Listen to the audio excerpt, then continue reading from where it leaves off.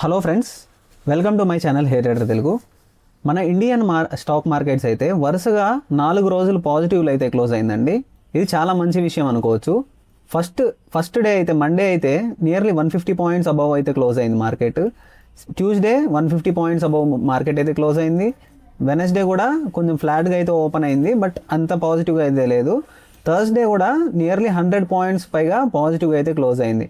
So ఇంతలా పాజిటివ్గా markets ఎందుకు క్లోజ్ అవుతున్నాయి, ఇంత పాజిటివ్ న్యూస్ ఏముంది మన మార్కెట్స్లో, అండ్ నిఫ్టీలో ఇంపార్టెంట్ లెవెల్స్ ఏంటి, important resistance and support levels ఏంటి, యూఎస్ మార్కెట్స్ ఎలా ట్రేడ్ అవుతున్నాయి, వాటిలో ఉన్న ఐటీ స్టాక్స్ అనేవి ప్రజెంట్ అయితే అవుట్ పర్ఫామ్ చేస్తున్నాయి, ఆ ఇంపాక్ట్ ఏమన్నా మన స్టాక్ మార్కెట్స్లో సోమవారానికి ఉంటుందా అనేసి ఈ వీడియోలో మాట్లాడుకుంటూ నిఫ్టీ, బ్యాంక్ నిఫ్టీ అండ్ సెన్సెక్స్లో very important resistance and support levels అయితే తెలుసుకుందాం. సో ఖచ్చితంగా ఈ వీడియోని ఎండింగ్ వరకు అయితే చూడడానికి అయితే ట్రై చేయండి.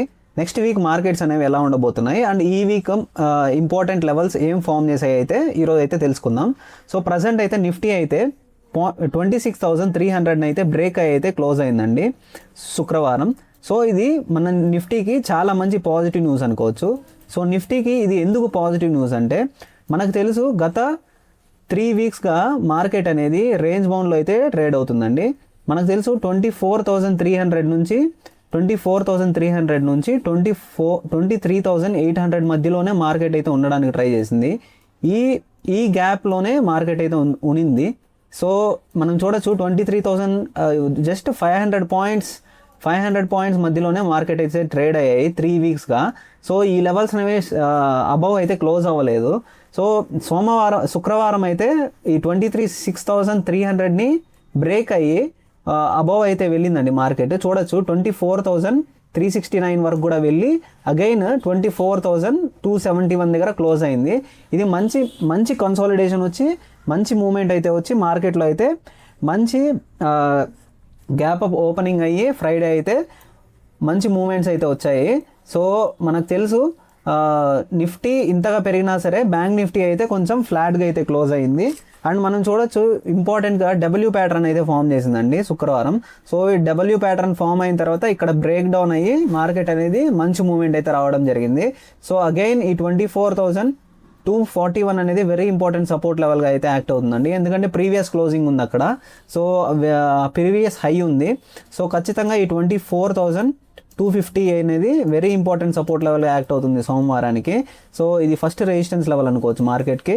అదే మార్కెట్ కానీ 24,300 అబవ్ కానీ ఉండగలిగితే ఇంకా ప్లస్ 200 పాయింట్స్ వెళ్ళడానికి కూడా ఛాన్సెస్ ఉంటాయి. ప్లస్ 200 పాయింట్స్ అంటే 24,500 వరకు కూడా మార్కెట్స్ అయితే మండేకి ట్రేడ్ చేసుకోవచ్చు మనం.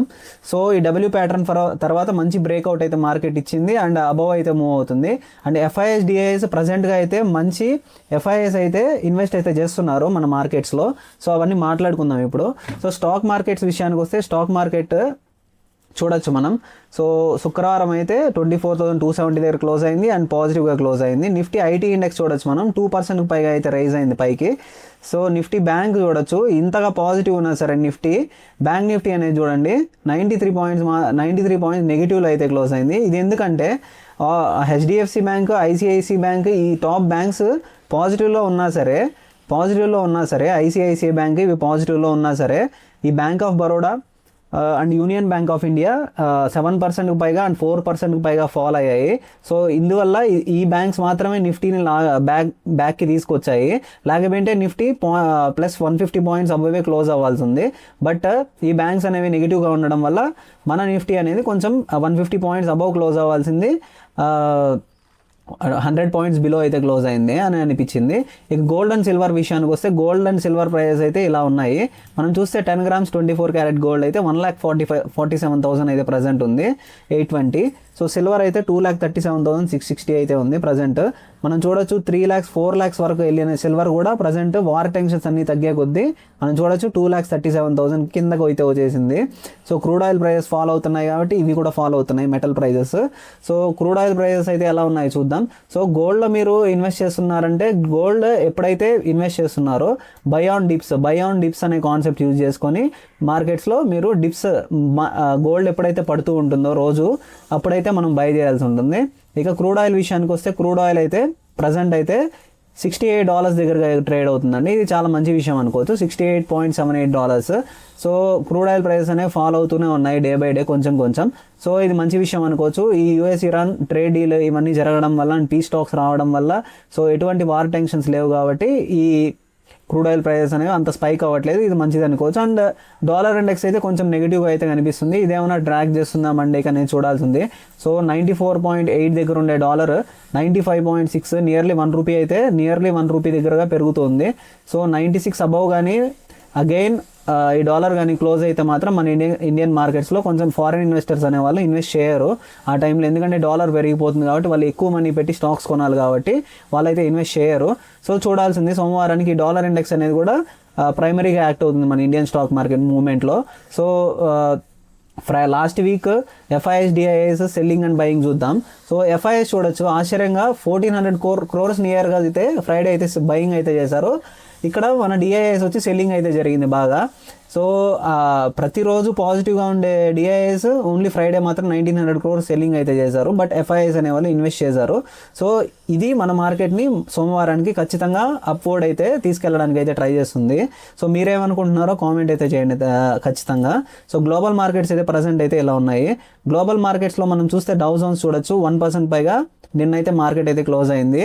సో ఇక్కడ థర్డ్ సో S&P అనేది నాస్డాక్ -0.8, డాక్స్ ఇండెక్స్ 0.77% పైగా అయితే క్లోజ్ అయ్యాయి.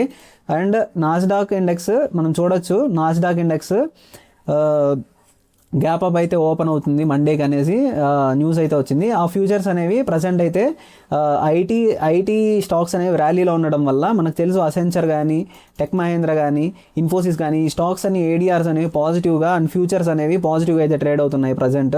1% పైగా ఈ నాస్డాక్ ఇండెక్స్ అనేది పాజిటివ్గా ఓపెన్ అవుతుంది అని ఎక్స్పెక్టేషన్స్ ఉన్నాయి. సో సోమవారానికి ఖచ్చితంగా మన ఇండియన్ స్టాక్ మార్కెట్లో ఉన్న ఐటీ స్టాక్స్ అన్నీ కూడా మంచి ర్యాలీ అయితే ఉంటుంది. సో ఖచ్చితంగా మన మార్కెట్స్ అనేవి కొంచెం గ్యాప్ అప్ అవ్వడానికి కూడా ఛాన్సెస్ అయితే కనిపిస్తున్నాయి. ఇక స్టాక్ మార్కెట్ అయితే ఈ వీక్ అయితే చూసుకుంటే 1% ఇది పాజిటివ్గా క్లోజ్ అయింది. సెన్సెక్స్ అయితే 77,700 అబౌవ్ లెవెల్ దగ్గర అయితే క్లోజ్ అయింది. ఇక BSE సెన్సెక్స్ అయితే రోజ్ 0.85%, 655 points at 78,127 దగ్గర అయితే క్లోజ్ అవ్వడం అయితే జరిగింది. ఇప్పుడు very important Nifty, bank Nifty, సెన్సెక్స్లో రెసిస్టెన్స్ అండ్ సపోర్ట్ లెవెల్స్ అయితే ఇప్పుడు చూద్దాం. సో ఇప్పుడు చూస్తే నిఫ్టీలో అయితే నేను ఆల్రెడీ స్టార్టింగ్ ఆఫ్ ది వీడియోలో చెప్పాను. సో 24,369 అనేది 24,369 అనేది హై అవుతుంది. సో ఇది కానీ బ్రేక్ అయితే మాత్రం ఖచ్చితంగా సోమవారం అయితే ఇది కానీ బ్రేక్ అయితే ఈ లెవెల్ సోమవారం 24,500 వరకు కూడా మార్కెట్స్ చాలా బులిష్గా అయితే మారిపోతాయండి. 24,500 సో ప్లస్ 150 పాయింట్స్ అయితే మార్కెట్లో మంచి మూవ్ వస్తుంది. ఇది బ్రేక్ అయితే 24,369. అదే కానీ ఒకవేళ గ్యాప్ డౌన్ అయ్యి ఈ 24,250 కానీ 24,215 కానీ మార్కెట్ బ్రేక్ అయితే మాత్రం ఖచ్చితంగా ఇంకా కిందకి వచ్చి క్లోజ్ అవ్వడానికి అయితే ఛాన్సెస్ అయితే కనిపిస్తున్నాయి. మళ్ళీ 24,000కి వచ్చినా కానీ ఆశ్చర్యపోనక్కర్లేదు.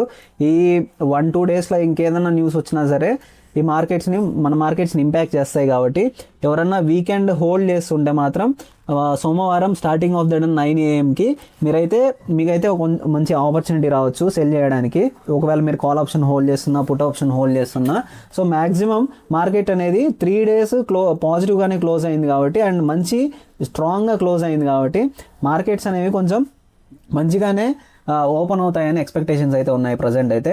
సో ఈ లెవెల్స్ అయితే చాలా ఇంపార్టెంట్ అండి సోమవారానికి. అండ్ నెక్స్ట్ వీక్ మాట్లాడుకుంటే ఈ 24,500 అండ్ 24,000 మధ్యలోనే మార్కెట్స్ అనేవి ఖచ్చితంగా ట్రేడ్ అవుతున్నాయని కనిపిస్తుంది. ఈ 24,000 లెవెల్ దగ్గర మనకు తెలుసు గత 1-2 monthsగా ఈ లెవెల్ దగ్గర మార్కెట్ అయితే స్టే అవుతుంది, ఎందుకంటే ఈ వార్ టెన్షన్స్ వల్ల.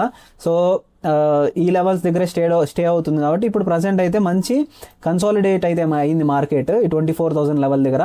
సో ఇంకా బిలో అయితే రాదని నేనైతే అనుకుంటున్నాను. మీరేమనుకుంటున్నారో ఖచ్చితంగా కామెంట్స్లో అయితే తెలియజేయండి. ఇక బ్యాంక్ నిఫ్టీ చూస్తే మనకు తెలుసు నిఫ్టీ 24,369 దగ్గర క్లోజ్ అయింది అండ్ ఇండెక్స్ అనేది నియర్లీ 0.8% పైగా రైజ్ అయింది నిఫ్టీ మాత్రమే. ఇక బ్యాంక్ నిఫ్టీ చూద్దాం. ఇప్పుడు బ్యాంక్ నిఫ్టీ పరిస్థితి అయితే చాలా వర్స్ట్గా అయితే ఉంది. మనం చూసుకుంటే బ్యాంక్ నిఫ్టీ చూడొచ్చు మనం. సో బ్యాంక్ నిఫ్టీలో అంత మంచి మూమెంట్స్ అయితే రాలేదండి ఫ్రైడే. మా నిఫ్టీ ఈవెన్ ఇంత పాజిటివ్గా ఉన్నా సరే బ్యాంక్ నిఫ్టీ చూస్తే కొంచెం ఈ ఈ స్టాక్స్ అయినా bank of Baroda, union bank out perform చేయడం వల్ల అవి అంత ఎక్స్పెక్టెడ్ పాజిటివ్ రిటర్న్స్ ఇవ్వకపోవడం వల్ల ఈ స్టాక్స్లో అంత మంచి ర్యాలీ రాకపోవడం వల్ల బ్యాంక్ నిఫ్టీ అనేది హెచ్డిఎఫ్సి బ్యాంక్, ఐసిఐసిఐ బ్యాంక్ ఇవి పాజిటివ్గా ఉన్నా సరే ఈ స్టాక్స్ అనేవి కొంచెం నెగిటివ్గా అయితే ట్రేడ్ అవుతున్నాయి. మనం చూడొచ్చు లెవెల్స్ మాట్లాడుకుంటే రీసెంట్గా అయితే మనం చూడొచ్చు 26 జూన్ అయితే 58,600 దగ్గరికి అయితే మార్కెట్ అయితే రీచ్ అయింది. ఇది హై లెవెల్ అనుకోవచ్చు. ఈ లెవెల్ని బ్రేక్ చేస్తేనే మంచి మూవ్ అయితే వస్తుంది బ్యాంక్ నిఫ్టీలో. సో మనం చూడొచ్చు ఈ లెవెల్ 58,400. సో 58,400 కూడా బ్రేక్ అవ్వాలి.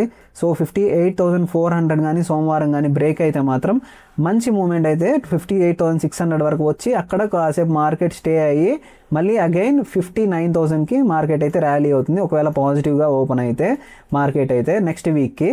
సో 59,000 నుంచి 58,000 మధ్యలో అయితే మార్కెట్స్ అయితే ట్రేడ్ అవుతాయండి నెక్స్ట్ వీక్. సో బ్యాంక్ నిఫ్టీలో 58,000 నుంచి 59,000 వరకు మార్కెట్స్ అయితే నెక్స్ట్ వీక్ అయితే ట్రేడ్ అవుతాయి ఖచ్చితంగా బ్యాంక్ నిఫ్టీలో. సో ఈ 58,600 అనేది వేరే సపోర్ట్ రెసిస్టెన్స్ లెవెల్ 2 అనుకోవచ్చు. ఈ 58,400 అనేది రెసిస్టెన్స్ లెవెల్ 1 అనుకోవచ్చు. ఫస్ట్ ఇది బ్రేక్ అవ్వాలండి. ఇది బ్రేక్ అయితే మన మార్కెట్స్ అనేవి మంచిగా అయితే అవుట్ పర్ఫామ్ చేస్తాయి. ఇక ఇంపార్టెంట్ లెవెల్స్ చూడొచ్చు. మనం లాస్ట్ వీక్ ఫామ్ చేసిన లెవెల్ అయితే 57,500 అనేది ఇంపార్టెంట్ లెవెల్గా యాక్ట్ అవుతుందండి ఈ నెక్స్ట్ వీక్కి. సో ఈ 57,500 బ్రేక్ అయ్యి మాత్రం మార్కెట్స్ అయితే కిందకి వెళ్ళవు, ఎందుకంటే స్ట్రాంగ్ రెసిస్టెన్స్ అయితే బిల్డ్ అయిందండి. ఇక్కడ చూడొచ్చు ఎంత కన్సాలిడేట్ అయింది అండ్ ఇక్కడ ఇంత కన్సాలిడేషన్ తర్వాత అప్ మూవ్ వచ్చింది. సో ఈ అప్ మూవ్ అనేది సస్టైన్ అవ్వాలంటే అన్ని బ్యాంక్స్ అనేవి మంచిగా పర్ఫామ్ చేయాలి. ప్రజెంట్ అయితే ఐటీ ఇండెక్స్ అయితే బూమ్లో ఉంది, అబవ్ అయితే క్లోజ్ అవుతుంది, మంచిగా పాజిటివ్గా అయితే క్లోజ్ అవుతుంది. కాబట్టి ఈ బ్యాంకింగ్ స్టాక్స్ అనేవి అంత అవుట్ పర్ఫామ్ చేయట్లేదు, పర్ఫార్మెన్స్ కొంచెం వీక్ అయింది. సో చూద్దాం, ఈ ఇండెక్స్ అనేది కొంచెం పాజిటివ్గా క్లోజ్ అయితే నిఫ్టీకి ఇంకొంచెం హెల్ప్ అయ్యి 25,000 వెళ్ళినా కానీ ఆశ్చర్యపోనక్కర్లేదు నెక్స్ట్ వీక్లోనే. సో మంచి బుల్లిష్ మొమెంటం వచ్చింది, ఎఫ్ఐఎస్ పాజిటివ్గా ఉంది, క్రూడ్ ఆయిల్ ప్రైజెస్ పడుతున్నాయి, డాలర్ మాత్రమే కొంచెం కన్సర్న్స్ ఉన్నాయండి డాలర్ ఇండెక్స్ పైనే. ఆ కన్సర్న్స్ కూడా సోమవారానికి కొంచెం తొలగిపోతే మన మార్కెట్స్ అనేవి కొంచెం హయ్యర్ హైస్ ఫామ్ చేసుకుంటూ మంచి రిటర్న్స్ అయితే స్టాక్స్లో ఇన్వెస్ట్ చేసిన వాళ్ళకి మంచి రిటర్న్స్ అయితే ఇవ్వడానికి నెక్స్ట్ వీక్లో ఛాన్సెస్ అయితే చాలా ఎక్కువ అయితే కనిపిస్తున్నాయండి. ఇక సెన్సెక్స్ విషయానికి వస్తే సో చూడొచ్చు, సెన్సెక్స్ కూడా నిఫ్టీ అండ్ బ్యాంక్ నిఫ్టీ లాగానే మనం చూడొచ్చు పాజిటివ్గానే క్లోజ్ అయిందండి.